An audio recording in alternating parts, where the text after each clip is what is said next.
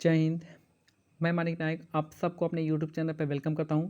आज हम लोग एसएससी सीजीएल का सेट नंबर 10 को यहां पे डिस्कस करने वाले हैं। टोटल जो एग्जाम हुआ था आपका 40 शिफ्ट में एग्जाम हुआ है और हम इसके 10वें नंबर शिफ्ट को यहाँ पे डिस्कस करने वाले हैं। चलिए स्टार्ट करते हैं पहले क्वेश्चन से। पहला क्वेश्चन कह रहा है, भारत में कौन सी पंचवर्षीय योजना मुख्य रूप से गरीबी हटाओ, रोजगार के अवसर को सृजन और अन्य उद्देश्यों के साथ कृषि उत्पादन पर केंद्रित था। यह था आपका पांचवी पंचवर्षीय योजना।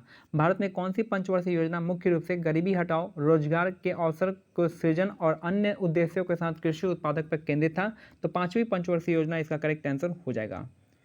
नेक्स्ट है, मिट्टी की नमी को बनाए रखने के लिए पौधे के बीच की अनावृत भूमि को जैव पदार्थ की एक परत से ढक दिया जाता है। इस विधि को हम मल्चिंग कहते हैं। ठीक है, मल्चिंग कहेंगे। मिट्टी की नमी को बनाए रखने के लिए पौधों के बीच से अनावृत भूमि को जैव पदार्थ की एक परत से ढक दिया जाता है, जिसे हम क्या कहते हैं, मल्चिंग कहते हैं। नेक्स्ट है क्वेश्चन नंबर थर्ड, मार्च 2022 में स्त्री मनोरक्षा परियोजना निम्नलिखित में से किस केंद्रीय मंत्री द्वारा स्टार्ट किया गया था। तो महिला एवं बाल विकास मंत्रालय इसका करेक्ट आंसर हो जाएगा। मार्च 2022 में स्त्री मनोरक्षा परियोजना निम्नलिखित में से किस केंद्रीय मंत्री द्वारा स्टार्ट किया गया था। तो केंद्रीय महिला एवं बाल विकास मंत्री। नेक्स्ट है, कालिदास सम्मान किस वर्ष स्थापित किया गया था। तो 1980 में कालिदास सम्मान जो है 1980 में स्थापित किया गया था। नेक्स्ट है, युवा मामले और खेल मंत्रालय भारत सरकार द्वारा फिट इंडिया मूवमेंट निम्नलिखित में से किस वर्ष शुरू किया गया था। तो 2019 में युवा मामले और खेल मंत्रालय भारत सरकार द्वारा फिट इंडिया मूवमेंट निम्नलिखित में से किस वर्ष शुरू किया गया था। तो 2019 में शुरू किया गया था। नेक्स्ट है, किसने बड़ी संख्या में तत्वों और एक्सरे स्पेक्ट्रोस्कोपिक अध्ययन किया और दिखाया कि किसी तत्व द्वारा उत्सर्जित एक्सरे की आवृत्ति परमाणु द्रव्यमान के बजाय परमाणु संख्या जेड से संबंधित होती है। तो हेनरी मोसले ने बताया था। हेनरी मोसले ने बताया था कि जेड जो एटॉमिक नंबर है जेड से संबंधित होता है। तो किसने बड़ी संख्या में तत्वों के एक्सरे स्पेक्ट्रोस्कोपिक अध्ययन किया और दिखाया कि किसी तत्व द्वारा उत्सर्जित एक्सरे की आवृत्ति परमाणु द्रव्यमान के बजाय परमाणु संख्या पर संबंधित होता है। तो इसको हेनरी मोसले ने बताया था। नेक्स्ट है, भारत सरकार ने अप्रैल 2022 में DAC योजना शुरू की है। यह योजना निम्नलिखित में से किस मंत्रालय के तहत शुरू की गई है। तो सामाजिक न्याय और अधिकारिता मंत्रालय इसका करेक्ट आंसर हो जाएगा। भारत सरकार ने अप्रैल 2022 में DAC योजना की शुरुआत की है। यह योजना निम्नलिखित में से किस मंत्रालय के तहत स्टार्ट किया गया है। तो सामाजिक न्याय और अधिकारिता मंत्रालय हो जाएगा। नेक्स्ट है, शासक अलाउद्दीन खिलजी के शासनकाल में कितने प्रकार के कर थे। तो यहाँ पर 3 प्रकार के कर थे। शासक अलाउद्दीन खिलजी के टाइम में कितने टाइप के टैक्स थे यानी कर थे। तो ये थे आपके 3 टाइप के टैक्स थे।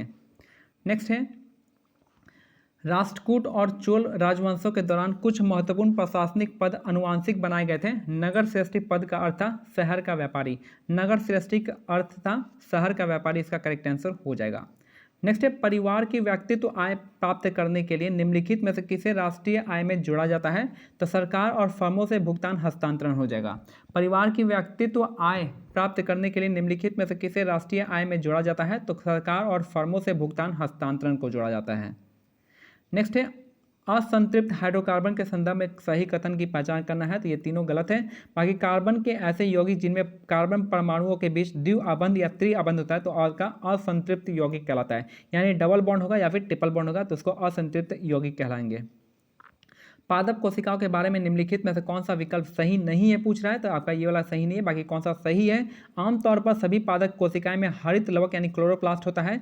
एक पादप कोशिका में आमतौर पर एक बड़ी रिक्तियां होती हैं और पादप कोशिका की कोशिका भित्ति सेलुलोज से बनी होती है। ये 3 स्टेटमेंट आपका यहाँ पे करेक्ट है। नेक्स्ट है, निम्नलिखित में से किस भारतीय स्वतंत्रता सेनानी ने कहा था कि खुद वो बदलाव बनिए जो आप दुनिया में देखना चाहते हैं। तो ये आपका महात्मा गांधी हो जाएगा। निम्नलिखित में से किस भारतीय स्वतंत्रता सेनानी ने कहा था कि खुद वो बदलाव बनिए जो आप दुनिया में देखना चाहते हैं। तो महात्मा गांधी ने ये कहा था। नेक्स्ट है, नारियल के रेशे युक्त छिलके जो है आपके स्क्लेरेंचाइमा का उत्तक के बने होते हैं। नारियल के रेशे युक्त छिलके जो है स्क्लेरेंचाइमा उत्तक के बने होते हैं। नेक्स्ट है, केंद्रीय पेट्रोलियम और प्राकृतिक गैस मंत्री हरदीप सिंह पुरी ने पंजाब में एशिया के सबसे बड़े कंप्रेस्ड बायोगैस संयंत्र का उद्घाटन किया है। केंद्रीय पेट्रोलियम और प्राकृतिक गैस मंत्री हरदीप सिंह पुरी ने पंजाब में एशिया के सबसे बड़े कंप्रेस्ड बायोगैस CBG संयंत्र का उद्घाटन किया है। नेक्स्ट है, निम्नलिखित में से किसके जन्मदिन को अंतर्राष्ट्रीय अहिंसा दिवस के रूप में मनाया जाता है। तो महात्मा गांधी हो जाएंगे।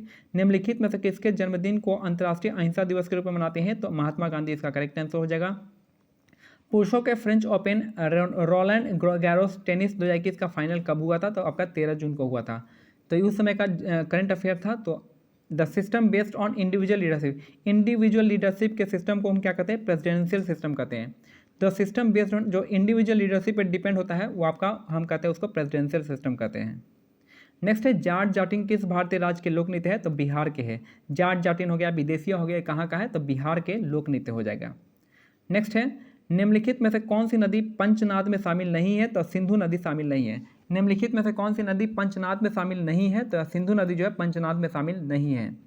नेक्स्ट है 2011 की जनगणना के अनुसार निम्न में से किस राज्य की साक्षरता दर सर्वाधिक है, तो केरल की साक्षरता दर सर्वाधिक है और सबसे कम जो है आपका बिहार का है, सबसे कम बिहार का है। लोकतंत्र के दो सबसे आवश्यक अधिकार कौन कौन से हैं, तो समानता और स्वतंत्रता हो गया। लोकतंत्र में दो सबसे आवश्यक अधिकार है, समानता और स्वतंत्रता।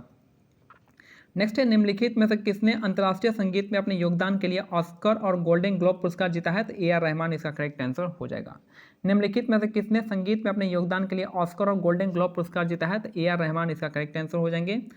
मुगल शासक औरंगजेब की मृत्यु कब हुई थी, तो आपका 1707 में हुआ था। मुगल शासक औरंगजेब की मृत्यु हुई थी 1707 में। और लास्ट क्वेश्चन है कि पर्वत एशिया का यूरोप से अलग करता है, तो यूराल पर्वत जो है एशिया को यूरोप से अलग करता है। यूराल पर्वत जो है एशिया को यूरोप से अलग करता है, यूराल पर्वत। ये हमारा आज का सेशन कंप्लीट होता है। मिलते हैं अगले सेट में, तब तक क्या करना है, टेलीग्राम चैनल का लिंक जो है डिस्क्रिप्शन में दिया गया, आप उसको ज्वाइन कर लीजिए। और जो भी आपका PDF है ये वाला, आप उसको डाउनलोड करके इंग्लिश, रीजनिंग, मैथ पे फोकस कीजिए। जय हिंद, जय भारत, धन्यवाद।